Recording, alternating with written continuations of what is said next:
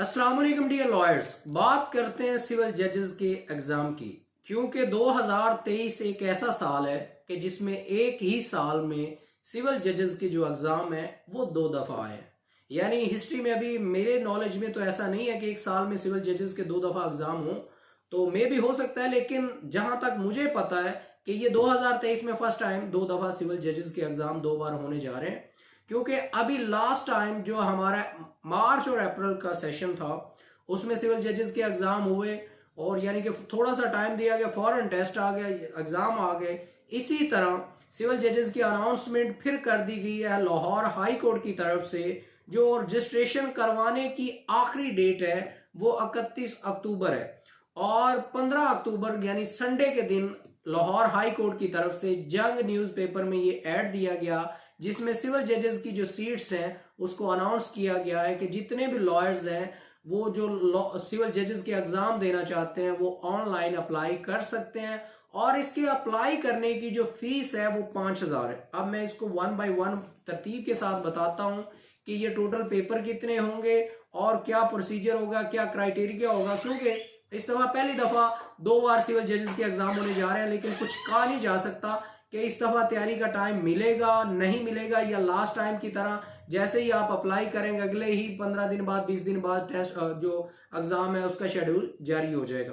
तो इस पे बात करते हैं। सबसे पहले बात करते हैं इसकी एडवर्टाइजमेंट की। तो 15 अक्टूबर 2023 यानी कल संडे को इसकी अनाउंसमेंट हुई। जंग न्यूज़पेपर में लाहौर हाई कोर्ट की तरफ से ऐड दिया गया और जिसमें यह बताया गया कि जो भी इंसान जिसने LLB किया हो और LLB के बाद 2 साल की जिसकी वकालत हो तो वो इसके लिए एलिजिबल है। उसकी एज कम से कम 22 साल और ज्यादा से ज्यादा 35 साल होनी चाहिए। इससे ना ज्यादा एज 35 साल से ना ज्यादा एज वाला सिविल जज के एग्जाम दे सकता है और ना 22 साल से कम एज वाला सिविल जजेस के एग्जाम दे सकता है।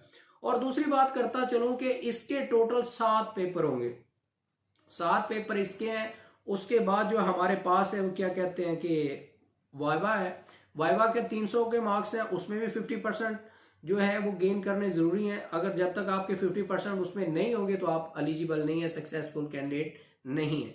दूसरी मैं बात आपको बताता चलो, इसमें एक और चीज है कि जो जो 7 सब्जेक्ट हैं और इसके बाद 8वां वाइवा हो गया, तो इन तमाम सब्जेक्ट में आपको 50% टोटल एग्रीगेट को अगर काउंट किया जाए तो 50% एग्रीगेट होना चाहिए। लेकिन जो पहले 7 सब्जेक्ट हैं यानी फर्स्ट ऑफ ऑल हो गया, फर्स्ट ऑफ ऑल बात करते हैं सिविल लॉ 1 की, सिविल लॉ 2 की, criminal law, general law, English, Urdu और जनरल नॉलेज।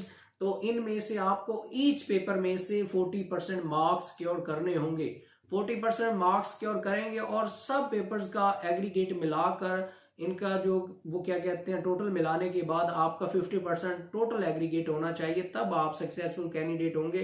अगर आपके सब में से ही 40% है और ओवरऑल आपका जो एग्रीगेट है वो 50% नहीं बनता तो आप फिर भी सिविल जज के एग्जाम में क्वालिफाई नहीं करेंगे, रिटर्न में क्वालिफाई नहीं होंगे। और जब तक आप रिटर्न में क्वालिफाई नहीं होंगे तब तक आप वाइवा की तरफ नहीं जाएंगे। एक चीज मैं आपको बताता चलूं, लोग कहते हैं कि सिविल जजेस और CSS एग्जाम में क्या डिफरेंस है, तो जमीनों आसमान का डिफरेंस है। जो CSP ऑफिसर होते हैं, जो CSS के एग्जाम होते हैं, वो सिविल जज के एग्जाम के आगे हलवा है, यानी उनकी उतनी वो ना तो वैल्यू है। क्योंकि जो सिविल जज का एग्जाम है, जिस तरह इसका पेपर बनता है या जितनी तैयारी है, जितने लॉज इसमें पढ़ने पड़ते हैं, उसमें CSS के मुकाबले में सिविल जज बहुत हाई लेवल पे है। और जो लोगों ने लॉ किया हुआ है उनके लिए अगर वो चाहते हैं CSS करें या सिविल जज करें तो मैं उनको रिकमेंड ये करूंगा कि वो सिविल जजेस की तरफ जाएं। एक तो सैलरी ज्यादा है, प्रोटोकॉल ज्यादा है, दूसरा आप अपनी ही फील्ड में रहते हैं, तो ये इसमें बहुत सारी चीजें हैं।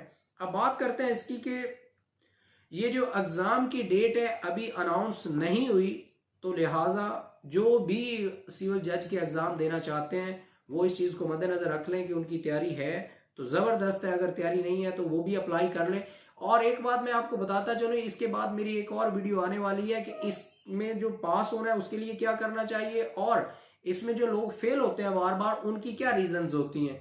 तो इस पर एक डिटेल अलग से वीडियो इंशाल्लाह कल आ जाएगी आपके पास, क्योंकि उस पर अलग से मैंने वर्किंग की हुई है। क्योंकि मोस्टली स्टूडेंट्स ये करते हैं, लॉयर्स ये करते हैं, आपको देखा, मुझे देखा, इसको देखा, अप्लाई कर दिया और उनको पता होता नहीं है सिविल जजेस में करना क्या है, इस एग्जाम के लिए तैयारी कितनी चाहिए होती है, सब्जेक्ट कौन कौन से चूज करने होते हैं, क्या क्या होता है। तो ये पूरा एक टेक्निक है। तो कुछ को टेक्निक आती नहीं होती, वो करते क्या है, उसको देख के, किसी दूसरे दोस्त को देख के, अपने बैचमेट को देख के अप्लाई कर दिया, जी हो जाएगा। तो ऐसा नहीं होता। पैसे जाया ना करें और टाइम भी ज़ाया ना करें और अपने चांस भी ज़ाया ना करें। अगर आपकी तैयारी है फिर अप्लाई करें, अदरवाइज आपके लिए वेस्टेज ऑफ टाइम है। तो ऐसा कुछ भी नहीं करना। बात करते हैं सिविल लॉ 1 की, कि इसमें कौन कौन से सब्जेक्ट हैं। सिविल लॉ 1 बेसिकली 100 नंबर का पेपर है। इसमें first of all contract act है, गार्डियन एंड वार्ड एक्ट है, लिमिटेशन एक्ट है, मुस्लिम फैमिली लॉज हैं, पंजाब प्रियम्पशन एक्ट है, उसके बाद पंजाब रेंटेड प्रेमिसेस एक्ट है। अब बात करते हैं सिविल लॉ 2 पेपर की। ये भी 100 नंबर का पेपर है। इसमें सबसे पहले कोड ऑफ सिविल प्रोसीजर है, जनरल क्लॉजेज एक्ट है, कोर्ट फीस एक्ट है, रजिस्ट्रेशन एक्ट है, स्पेसिफिक रिलीफ एक्ट है। उसके बाद पंजाब लैंड रेवेन्यू एक्ट है। उसके बाद बात करते हैं तीसरे पेपर की, क्रिमिनल लॉ की। ये भी 100 नंबर का पेपर है। इसमें पाकिस्तान पीनल कोड है, कोड ऑफ क्रिमिनल प्रोसीजर है, जुवेनाइल जस्टिस सिस्टम ऑर्डिनेंस 2000। तो ये हो गए 3 पेपर। अब बात करते हैं जनरल लॉज की। जनरल लॉज भी 100 नंबर का पेपर है। इसमें कानून शहादत ऑर्डर है, उसके बाद high court rules and order volume 2 and 3 है। उसके बाद इसमें एक और है, वो क्या कहते हैं, constitution of Islamic Republic Pakistan. उसके बाद पंजाब सिविल कोर्ट्स ऑर्डिनेंस। तो ये क्या कहते हैं, हमारे हैं इसमें जनरल लॉ के पेपर में। उसके बाद हमारे पास आ गया इंग्लिश। इंग्लिश हमारा 150 यानी 150 नंबर का पेपर है। इसमें हमारे पास इंग्लिश लिटरेचर है, ग्रामर है, कंप्रीहेंशन है, इंग्लिश ऐसे है। उसके बाद हमारे पास आ गया उर्दू। उर्दू में भी हमारे पास 150 नंबर का पेपर है, यानी कि ये 100 नंबर का नहीं है, ये भी 150 नंबर का पेपर है। उर्दू लिटरेचर है, ग्रामर है, कंप्रीहेंशन है, उर्दू ऐसे है। उसके बाद हमारे पास आ गया जनरल नॉलेज का पेपर। ये जो हमारा 7वां पेपर है, ये 100 नंबर का पेपर है। इसमें एवरीडे साइंस है, जनरल नॉलेज है, पाकिस्तान अफेयर्स है, इस्लामियात है, इंटरनेशनल रिलेशंस है। ये यानी 5 टॉपिक इसके हैं। तो ये टोटल मिला के इसका सिलेबस है। उसके बाद 308वें नंबर पर जो आता है 300 वाइवा है। तो इन तमाम में से आपका जो टोटल एग्रीगेट, पासिंग एग्रीगेट होगा, वो आपका 50% होगा, तो आप पास कंसीडर होंगे। अदरवाइज अगर आपने तमाम में 40% हासिल किए भी हैं तो आप फेल कंसीडर होंगे। क्योंकि रिटर्न में वैसे तो उन्होंने कहा है कि ईच एग्जाम में, ईच पेपर में आपके 50% मिनिमम होने, और सॉरी 40% होने चाहिए। लेकिन अगर टोटल पेपर्स का एग्रीगेट इकट्ठा किया जाएगा तो वो आपको 50% उसमें होना चाहिए, अदरवाइज आप रिटर्न में क्वालिफाई नहीं करेंगे। और जब आप रिटर्न में क्वालिफाई नहीं करेंगे तो आपका इंटरव्यू नहीं होगा, और जब आपका इंटरव्यू नहीं होगा तो आप ऑलरेडी जब रिटर्न ही क्वालिफाई नहीं होगा तो आप फेल कंसीडर किए जाएंगे। तो लिहाजा अगर सिविल जजेस का एग्जाम देना है तो अल्हम्दुलिल्लाह रईस लॉ अकेडमी अपना नया सेशन अनाउंस करने जा रही है। तो आप ज़रूर उसको ज्वाइन करें, अपने सिविल जजेस के एग्ज़ाम को क्लियर करें। लेकिन एक चीज़ मैं आपको बताता चलूं कि ये कोई वो जनरल एग्ज़ाम नहीं, LLB के पेपर नहीं है कि कुछ 4-5 हेडिंग को रट्टा मारा और आप निकल गए। अगर ऐसे होता तो ये आज से जो 2 लाख के करीब हमारे लॉयर्स हैं ना, ये सारे सिविल जजेस होते। तो इसमें मेहनत करनी पड़ेगी। तो इसके लिए मैं अलग से इंशाअल्लाह अज़ीज़ वीडियो बनाऊंगा, वो कल तक आपके पास पहुंच जाएगी। तब तक अपनी दुआओं में याद रखें। अल्लाह हाफिज़। कोई चीज़ भी समझ नहीं आई तो आप मुझे मैसेज कर सकते हैं, कॉल कर सकते हैं, तमाम डिटेल आपको मिलेगी, वो भी रईस लॉ अकेडमी के प्लेटफॉर्म से। खुश रहे, आबाद रहे।